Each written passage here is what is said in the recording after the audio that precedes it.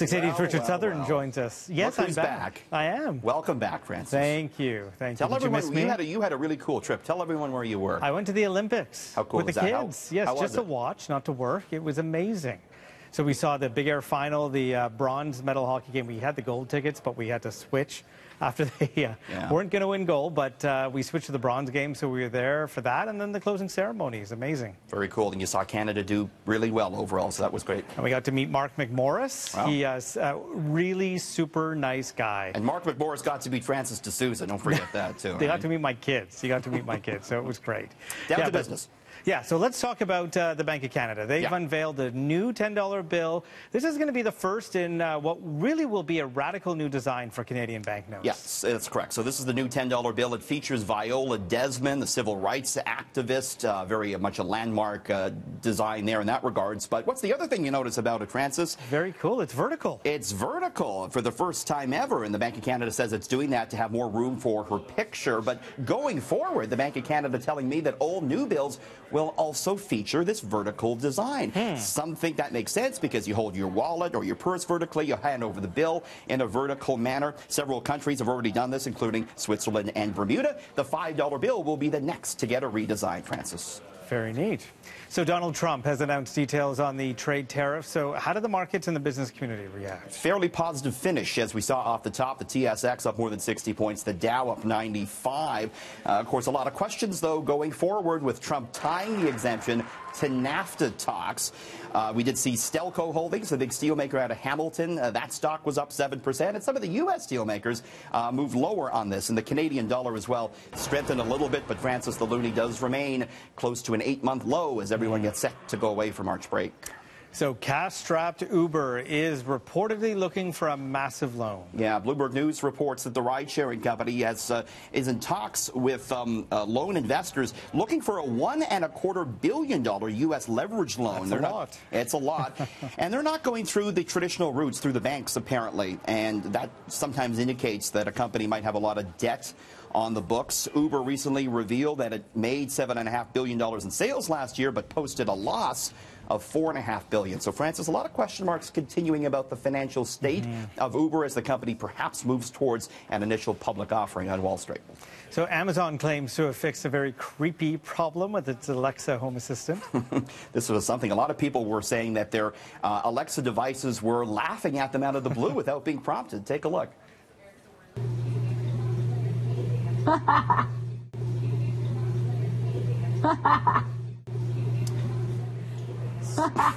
So that,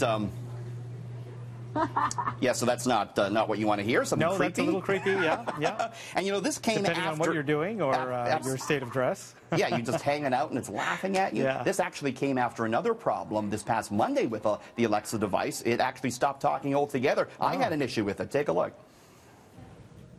Computer, what time is it? Sorry, I'm having trouble understanding right now. Please try a little later. I had no idea what time it was for like hours. I didn't know what to do. What did you do? And then it laughed at you when it finally came back online. I'm not talking to Alexa anymore. Anyways, Amazon says it's fixed this issue. They've changed the wording of as far as make Alexa laugh. That was a phrase that actually made it laugh. It was misinterpreting it. So they fixed it, they say, and Amazon investors, they're laughing all the way to the bank. The stock's at a record high. Yeah.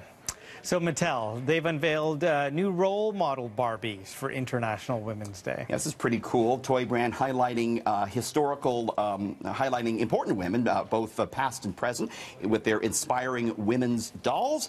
One of them is Amelia Earhart, the first female aviator to fly across the Atlantic. They're also honoring Katherine Johnson, the pioneer in mathematics, who was profiled in the Hidden Figures movie. And Olympian Cole Kim is there. Did you see her when you're on your trip, Francis?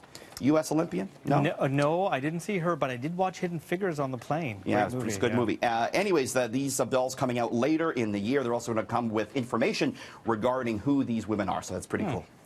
McDonald's actually flipped its iconic sign for International Women's Day. Yeah, it did. So the iconic M, the golden arches, flipped upside down to look like a W for International Women's Day. They actually did this outside in one of their U.S. restaurants, and they changed some of the branding in some of their U.S. restaurants, and they did this as well online and on their Twitter profile. McDonald's says 6 out of its 10 restaurant managers are women, and it wanted to honor their accomplishments, though.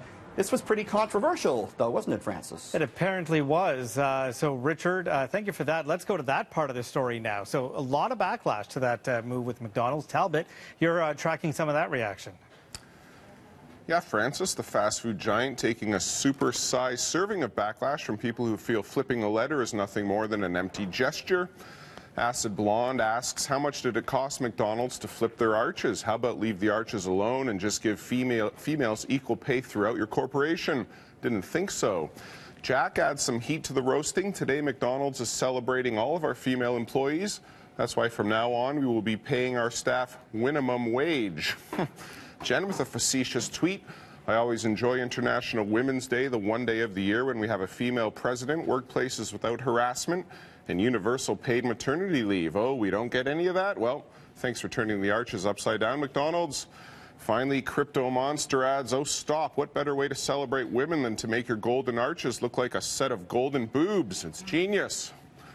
Oh, that's pretty immature, but rest assured, tomorrow the arches will go back to normal and this will all be a distant memory.